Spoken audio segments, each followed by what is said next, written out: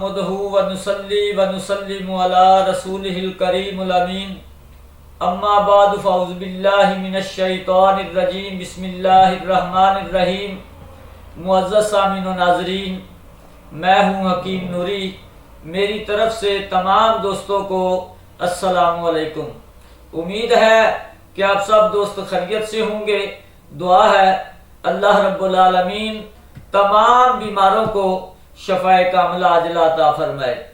معزز سامعین و ناظرین، آج کا ہمارا موضوع ہے جذام یعنی کوڑ۔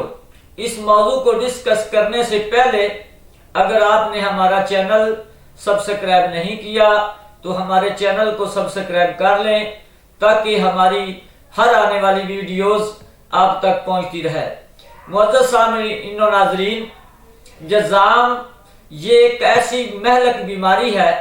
دراصل خلت سوداوی تمام بدن میں منتشر ہو کر اعضاء کی حس کو ذیل و باطل کر کے ان کے اعضاء و اشکال کو بگاڑ دیتی ہے اور بعض اوقات بدن کو پھاڑ دیتی ہے اور بعض اوقات مریض لنگڑا، لولا، ٹنڈا ہو جاتا ہے، اپانج ہو جاتا ہے۔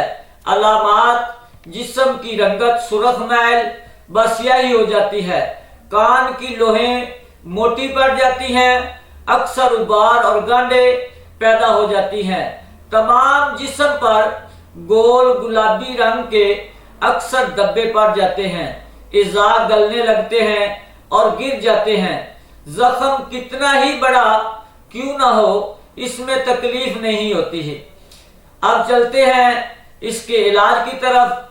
نسخہ ہمارا نوٹ فرما لیں، یہ قابل غور نسخہ ہے۔ یہ ہمارے استاد محترم حکیم محمد شریف ناگی مرحوم رحمۃ اللہ علیہ کا نسخہ ہے۔ یہ ہمارا بہت ازمودہ ہے۔ نیلا تھوتھا 30 گرام، اس کو اچھی طرح باریک کر لیں۔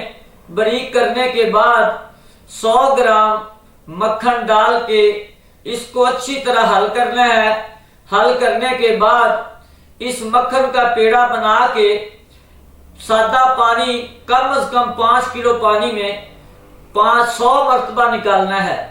100 مرتبہ نکالنے کے بعد جہاں جہاں بھی یہ مرض کوڑ ہے وہاں رات کو سوتے وقت لگا لیں اور انشاءاللہ تعالی اس کے چند دن کے استعمال کرنے سے اللہ تعالیٰ کے فضل و کرم سے آپ مکمل طور پر صحتیاب ہو جائیں گے۔